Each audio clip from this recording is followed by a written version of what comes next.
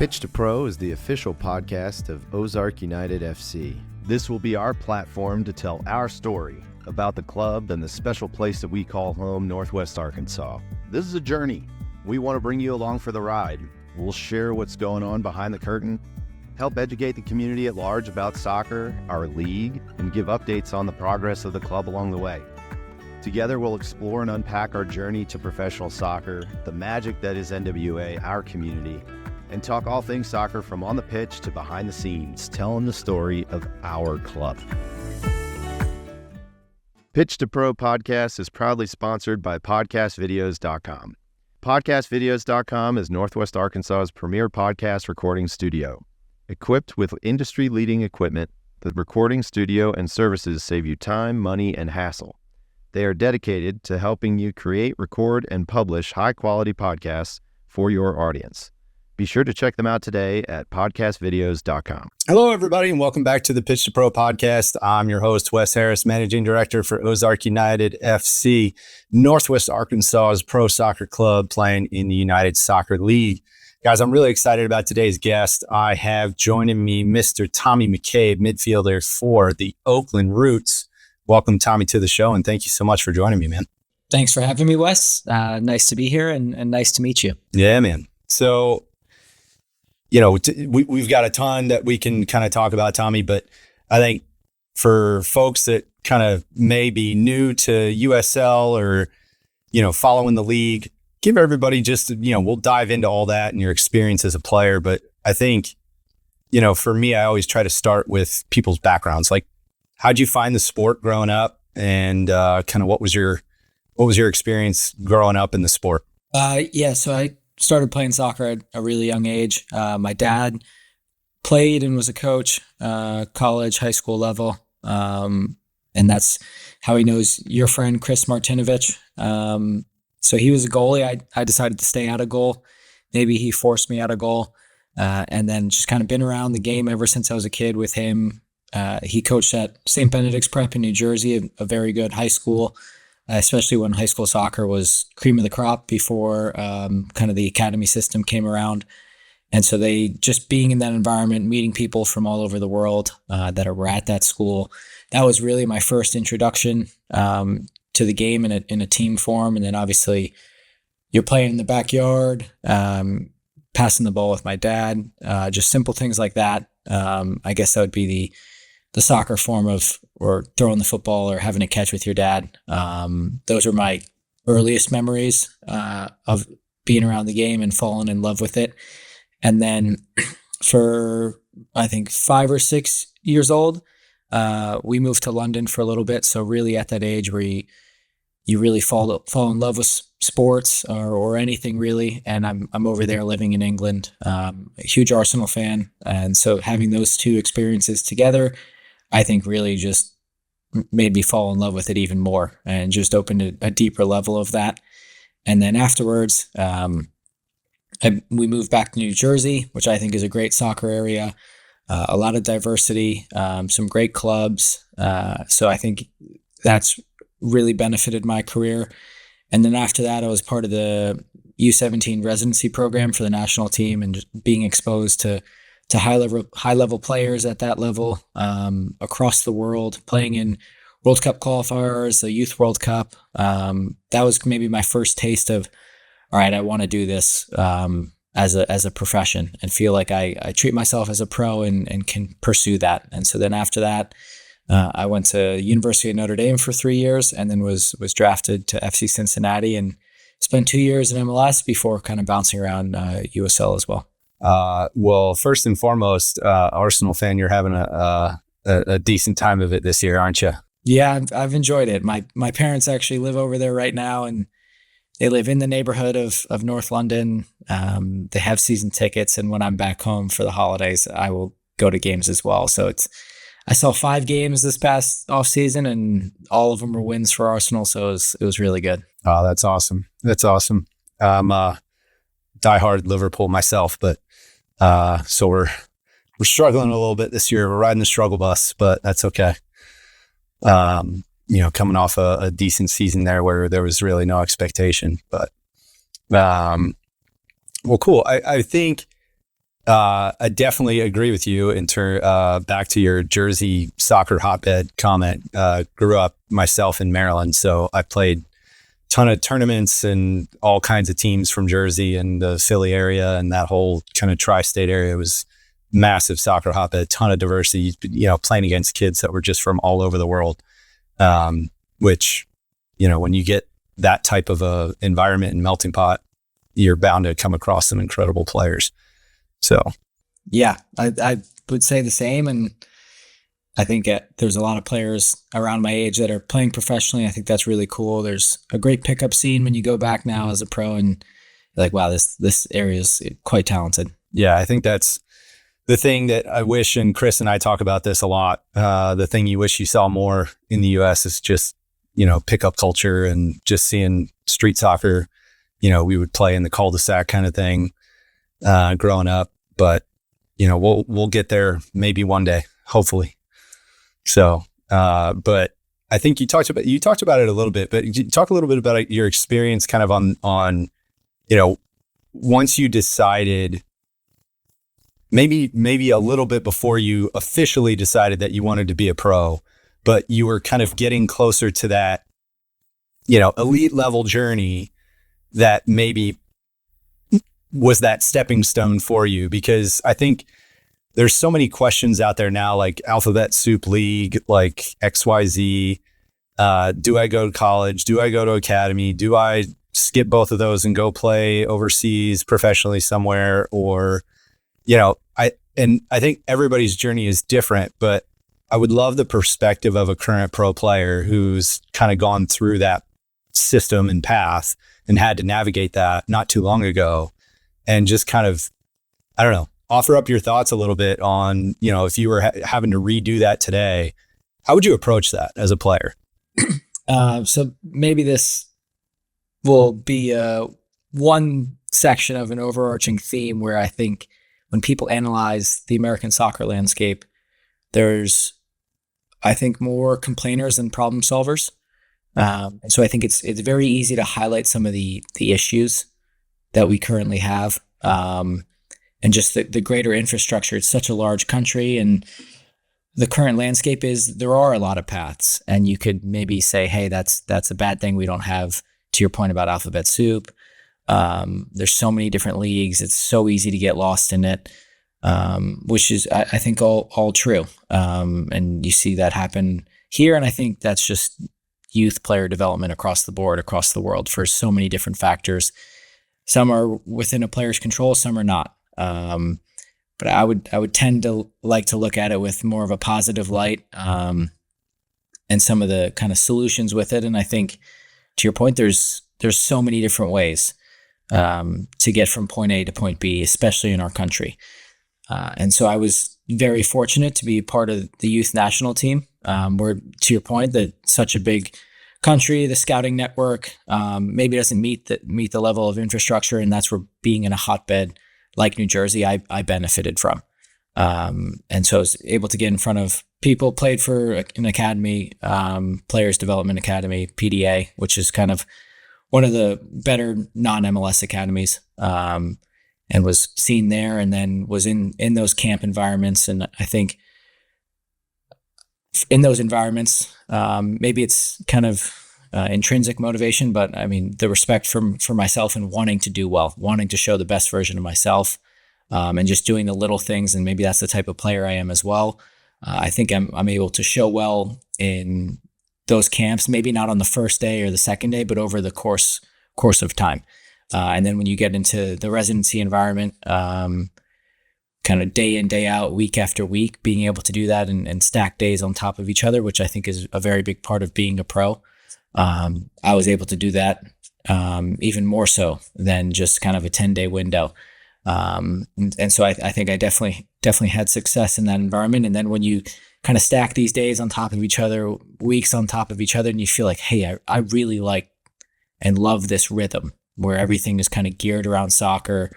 My daily routines, the way I think about soccer, the way I think about life is kind of all geared around the game.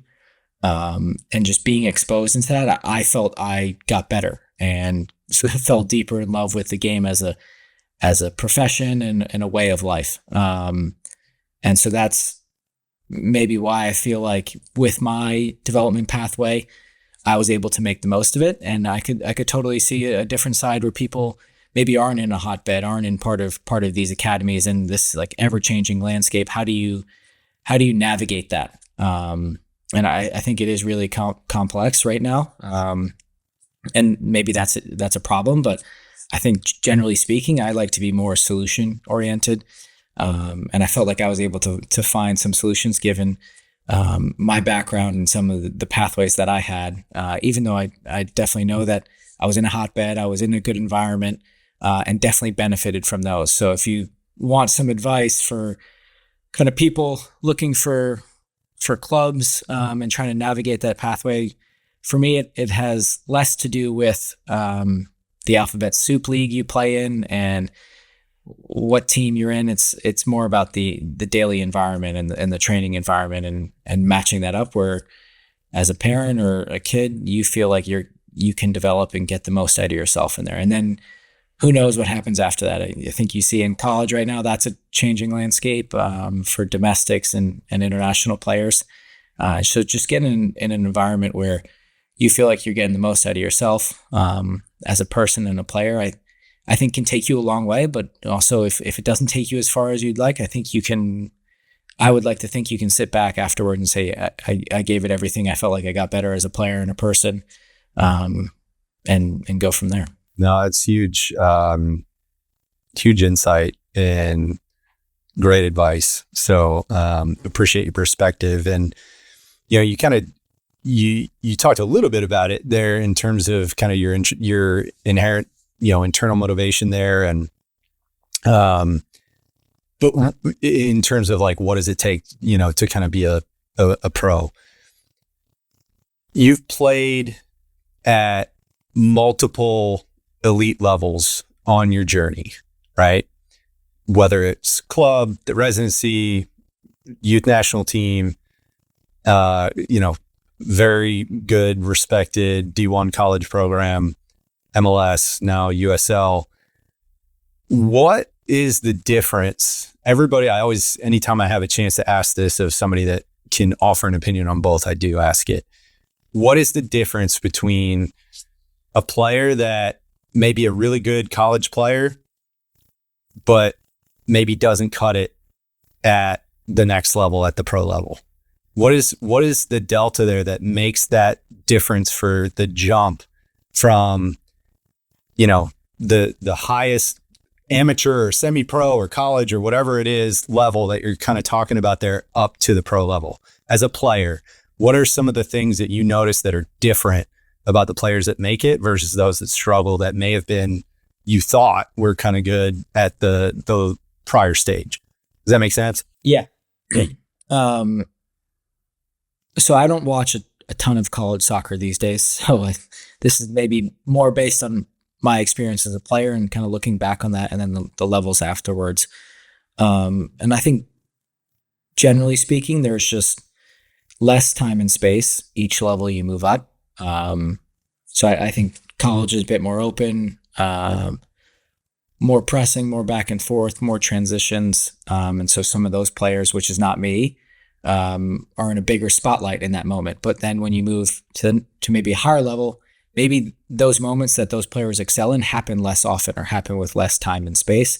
So you need maybe a little bit of a different skill set, or kind of add on to your previous skill set, because that's still, I think, very valuable across the world, where if you're very fast, if you're quite good at transition, I think those are always lethal moments. But then I would say, along with the less time and space, it's just doing the simple things right over and over. So just getting really good at the basics. And it's quite boring and monotonous. And we just had one today. So we're in second full week of preseason. And we're kind of doing pattern work, and there's no opposition. It can be boring, but it's like, how well do you hold yourself to that level of just doing the basics really, really well? Whether there's an opposition, whether there's not, whether there's a coach there, whether there's not.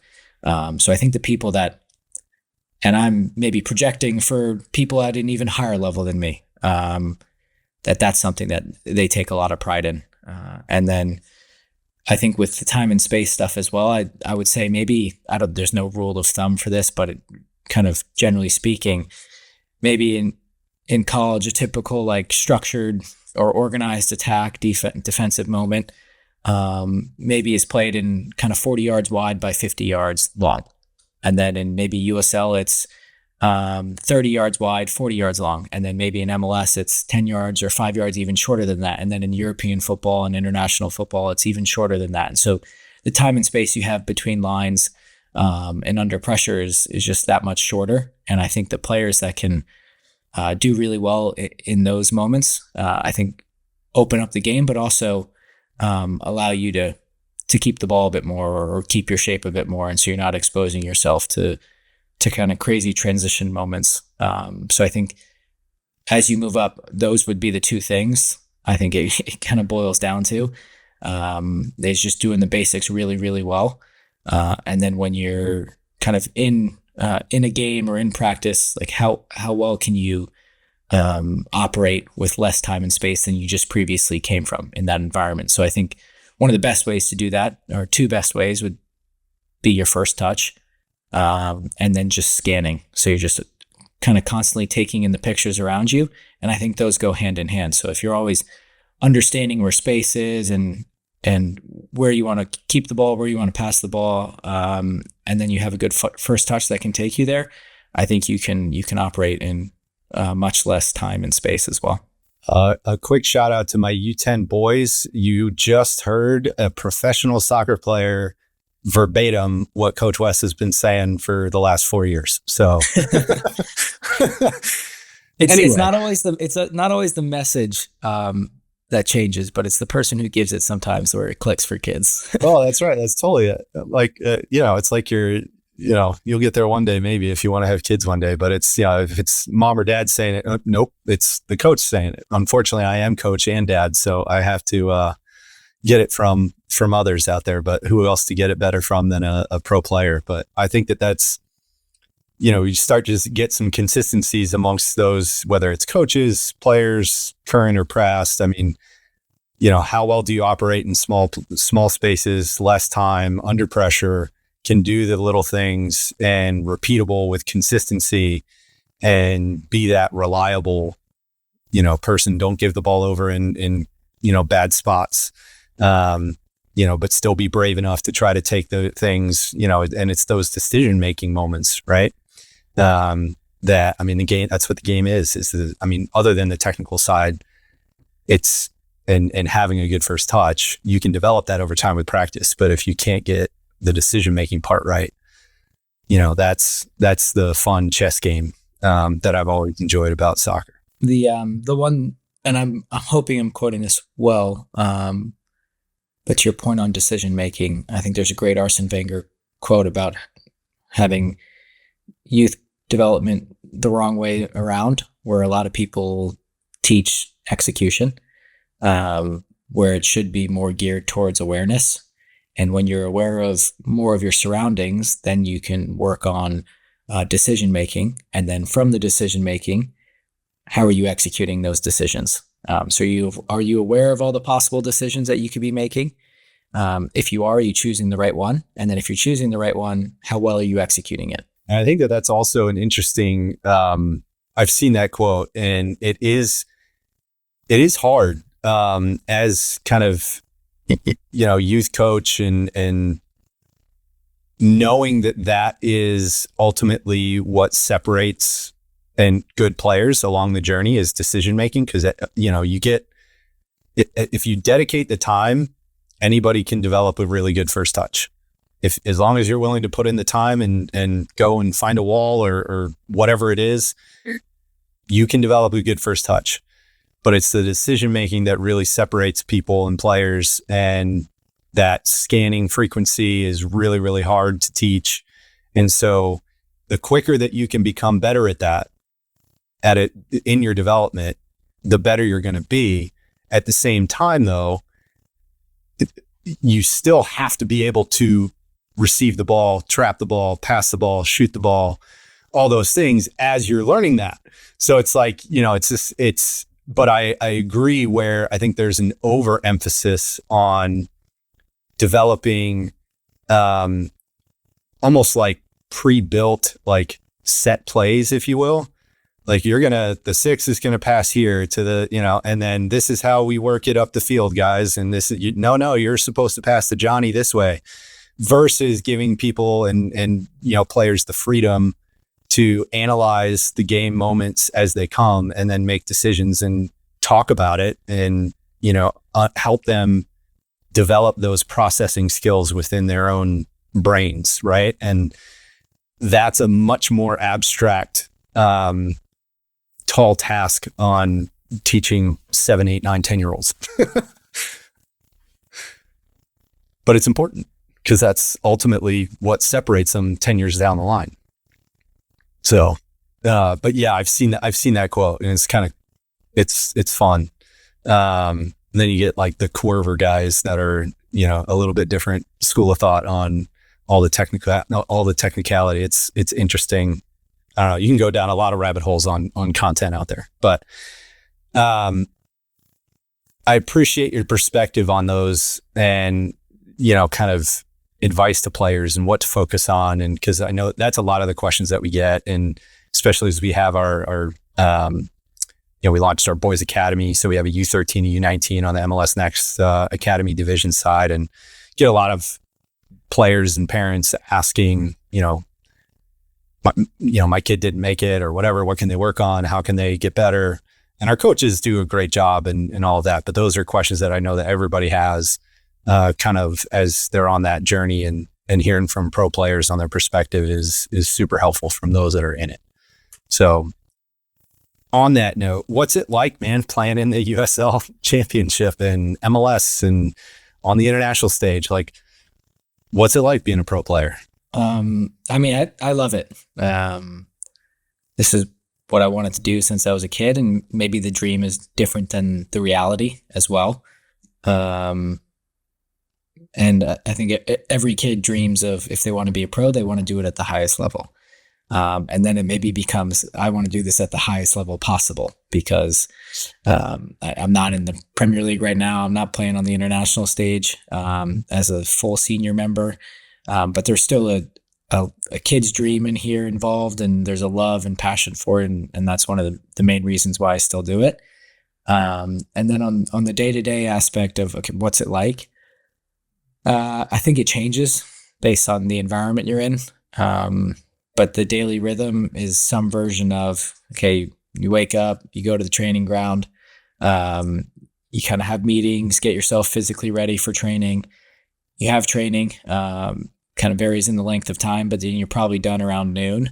And then you have maybe a lift or some recovery with lunch afterwards. And then most of the time, maybe a follow-up meeting, but most of the time you're back home around somewhere between 2 and 4 p.m. And then there's a lot of downtime afterwards. And I think when you maybe look at the highest levels possible, there is a lot of downtime, maybe some boredom as well. And you have to, recovery is so important that you have to really take care of yourself, relax mentally, physically, to get yourself ready for the next day. Because over the course of a 10, 11, even 12-month season for some of these guys, it becomes a lot. And so finding those daily moments where you can kind of peak with your stress and your activity, but then also recover is really important as well.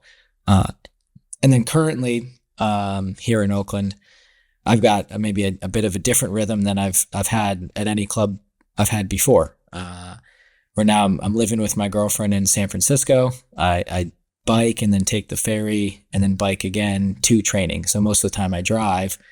And so I think that's been a really cool thing for me as well, where I look forward to my commute. I'm kind of out with the wider public, kind of understand the city and communities that I'm representing, because I feel like San Francisco and Oakland have different communities. But so that's been really fun as well. But it does also take a little bit more time as well. No, that's a great insight into kind of what goes into a normal, and I say normal loosely, as you said, kind of day. It changes. It's different depending on the club you're at, what kind of part of the season are you at? That kind of thing. Is there a difference as a player? We kind of always ask, and maybe there is, between, and you've played these guys either for them or against them in like US Open Cup matches. But like people always ask, like, what's the difference between USLC and MLS? Can you offer any insight as to kind of what the level is like and what's different about it that kind of you've experienced or can share? Yeah, I think in a couple ways. So first, I think from a domestic level, there's a lot of Americans that kind of play regularly in MLS that maybe are in and around the national team. So the kind of consistency of minutes they've gotten, their ability, I think has helped them. And then I think on the back half of MLS rosters and USL rosters, you see some interchange between them, whether it's players that have, stuck around on kind of reserve contracts or back into the roster subs in MLS that now are kind of playing more regularly in the USL. And then you see some MLS players that maybe don't feel like they're playing a lot and come down to USL Championship on a loan. So I think that's quite common.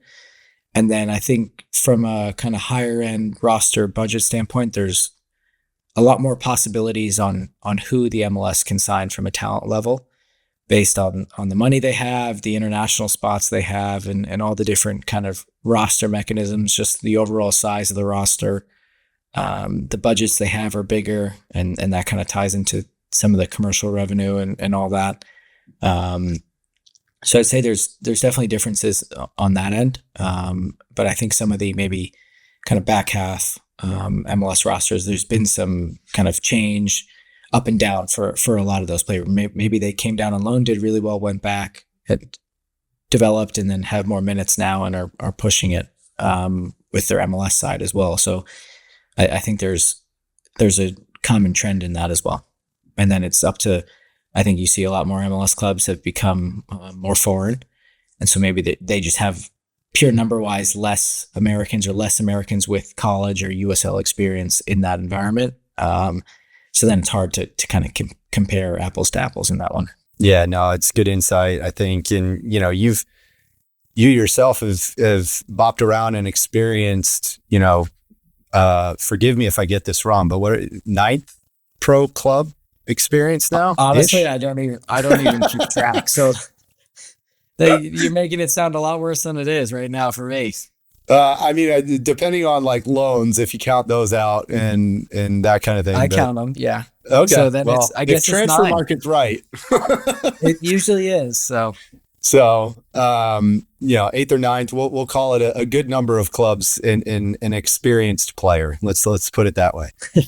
You've been a part of good clubs, great clubs. You've been a part of, championship winning clubs. What's kind of those key things that separate clubs and organizations from each other within the league that, you're really happy, you're super excited to be there at that club, and you love the way it's run and your experience there versus some of the others. You don't have to name, club names or anything like that. I don't want to put you on the spot there, but just what are some of those things that, clubs can do and can control that make the experience better, for players? I think quickly this kind of ties in with the day in the life. There isn't any sort of normalcy with this. We play sports for a living. There's money involved. There's extreme emotions involved. And that's even kind of tenfold on the ownership organizational level. So I think that makes for an interesting recipe. And I would not say there's a one size fits all for kind of what makes a successful club blueprint wise from kind of start to finish. But I would say I'm quite big on just kind of environment, connection, and belonging. So I think kind of the daily environment that you as a player walk into and feel a part of and contribute to impacts that. And I think from top down, that's equally as important. So I think it goes both ways. The players kind of establish that daily environment because they're the product that's getting put out on the field. But I think the the organization is also responsible for that as well.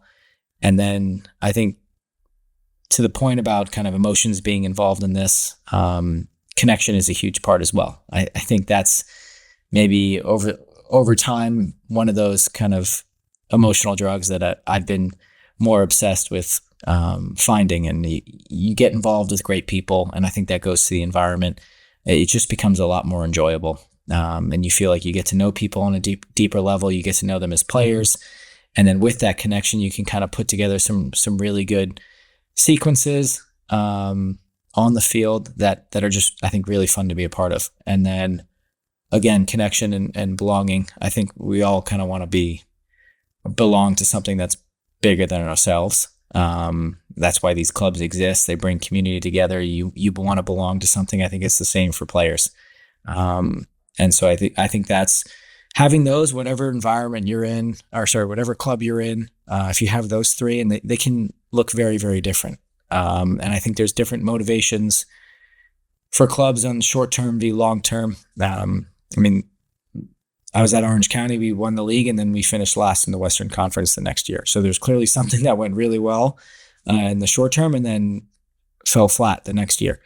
So that's the other thing, is it can change, and it's very delicate from year to year. And so I think there's a ton of respect for the clubs that kind of stack really good years on top of each other. Even if they don't maybe win it every year, but they're consistently there, winning the regular season. In our league, that would be Louisville. I don't, to my knowledge, they haven't won the kind of playoff system the last 3 years, but I think either 2 of the 3 or all 3, but I think just 2, they've won the regular season. So clearly they're doing something quite well on the day-to-day environment aspect.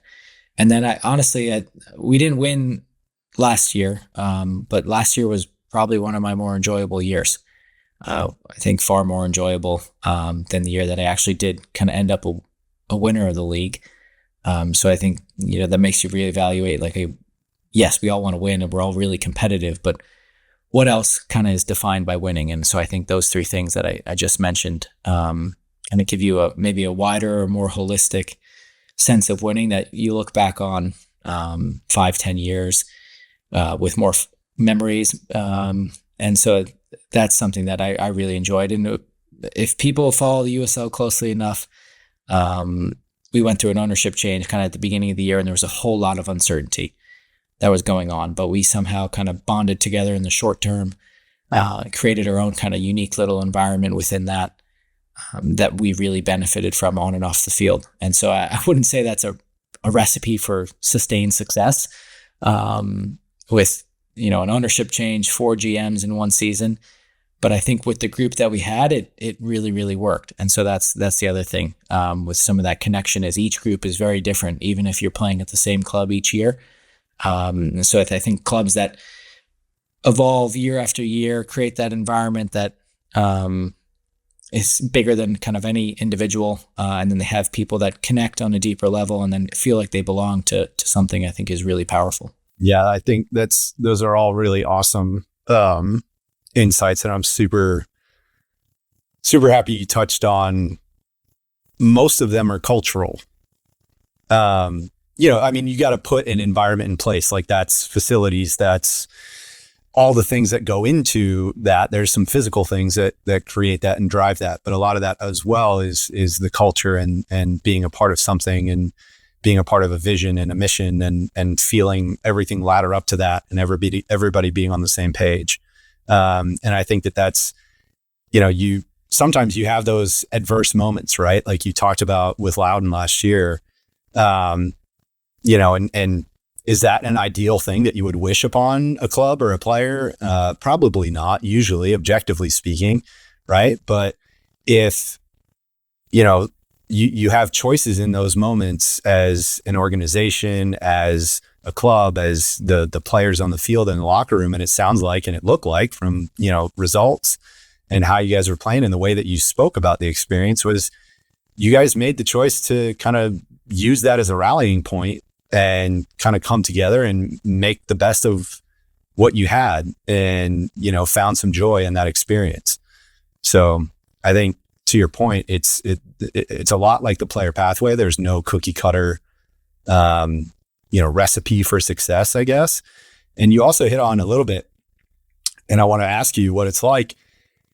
The teams and the clubs that can consistently compete, on the field is especially difficult in the USL because, I don't know the stat, but if I were to throw out a guess that 40-ish to 50% of your roster turns over every year, because a lot of the contracts are like 1 year or 2 years, 3 years at most, on a lot of players, that there's a lot of movement. And so when your roster changes that much, it's kind of hard to put a consistent performance out there year after year, to your point.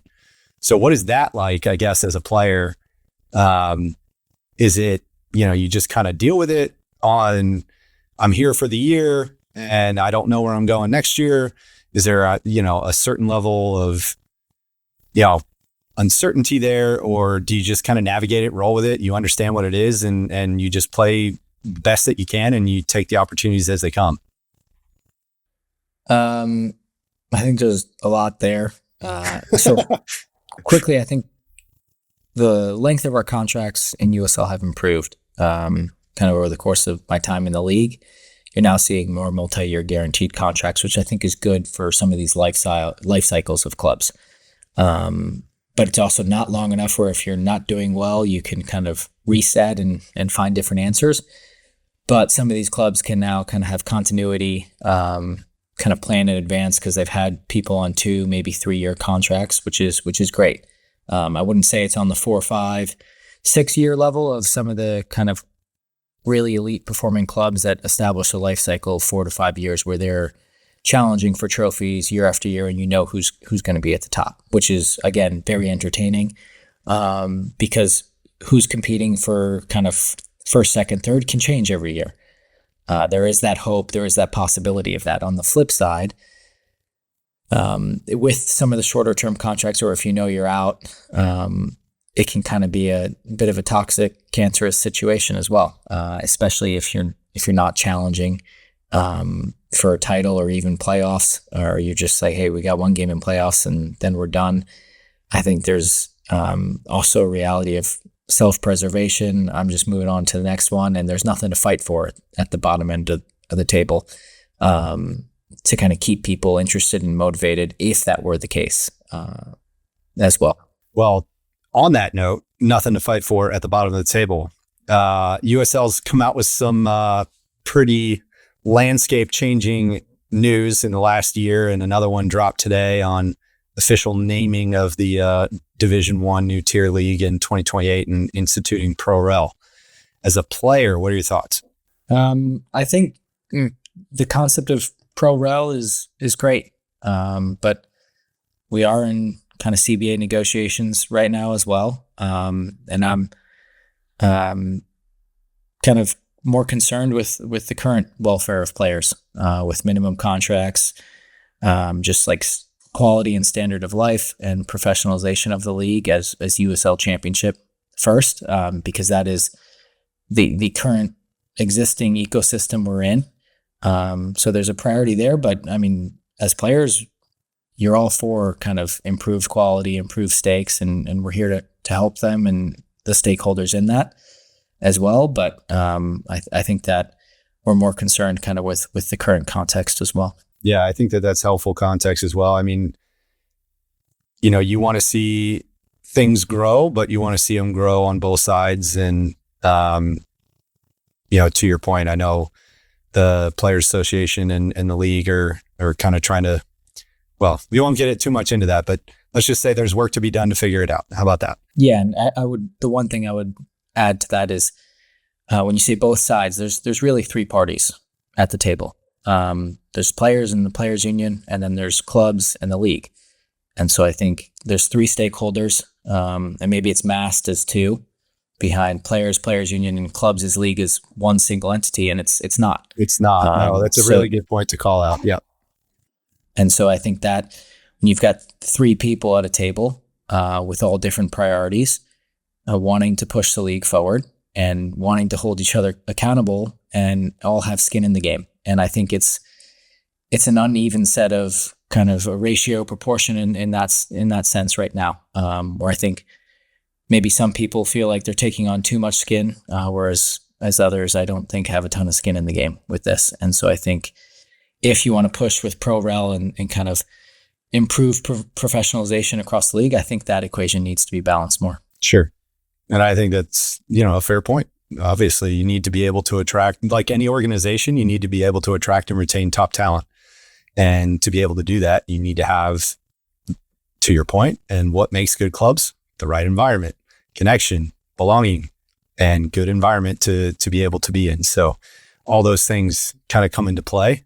And, there's growing pains as you grow, but at the end of the day, you got to figure it out and make sure that you still have a sustainable model and system for everybody involved. So, well, what's ahead for you, man? I know we're in preseason now. You're with the Roots. You're back, out to California. You got your close proximity to the girlfriend. That's got to be nice. What are you looking forward to? What's next for you? What's on the horizon? You're still kind of as objectively as you look at across soccer players, and you're in your prime years. So, what are your thoughts? How are you thinking about your career? What's next? Not to put you on the spot, but just what's on the horizon for you, Tommy? What are you looking forward to? Yeah, so I think I'm really excited to be here in Oakland. I think this club has a ton of potential, and so I really want to help it realize that potential, both on the soccer and just like the global brand as well. I think they do a really good job. We have great resources here to kind of make yourself feel like a top professional. So for people that aren't familiar with this, we train at the old Oakland Raiders facility, and it's just us there with our academy, Project 510. So I think that's a fantastic facility in our league. And like you said, I've been around a few of those. So I've got some experience of what's quality, what's not, and this is right up there with the best of them. And then from stadium standpoint, we play in the Coliseum. I haven't actually played there yet, but I bike past it, and it's a landmark in this area. There's a ton of history, a ton of winning and championships in that stadium currently, and I think the club has really big ambitions, and I think that matches up with what I want out of my career and post-career. And then, like I said, there's some external motivation to make this work out from a quality of life standpoint. I think it's a great area to live in. And then with my girlfriend here as well, I don't want to leave. So I'm here for the next couple of years and would love to be super successful and make the most of it. And as long as, I'm enjoying playing and the environment that I'm in here, there's no reason to leave. Yeah. No, I appreciate that, man. And it's you talked about the global brand. They always have some of the sickest kits. Always. So you're gonna be looking pretty solid this year in your kit. So at least if nothing else, man, you got that going for you. Exactly. Well, Tommy, man, I won't take up too much more of your time. So thank you so much, man. Is there anything else that you want to throw out there for folks? But I'll give you the last word. No, we covered a lot. So it was great to talk with you. And yeah, I think I talked enough already. Well, listen, we really appreciate you taking the time to join us and your perspective and insight, and just wish you all the best in your new club endeavor and everybody there in Oakland. And I can't say I wish you all the best with Arsenal, but it does look like you guys are kind of there. But who knows? You may get spurned by City. I won't put that evil out in the universe, but it's happened to me a lot in the last 6 years. Anyway, thank you, Tommy, so much, man, for your insight and for joining us. I appreciate it. Perfect. Thanks again, Wes. Awesome. That's it for this episode of Pitch to Pro. We hope you enjoyed it. Be sure to catch all of our episodes on pitchtopro.com or look for Pitch to Pro on YouTube, Spotify, Apple, or wherever you get your podcasts for more content. Until next time, cheers, Northwest Arkansas. Thanks for joining us on this episode of the Pitch to Pro podcast. Be sure to tune in again in 2 weeks for the next installment, and check out the Stoppage Time series for a recap of today's episode. Be sure to find us at Pitch to Pro on YouTube, Instagram, and everywhere you get your podcasts. Until next time, Northwest Arkansas, cheers.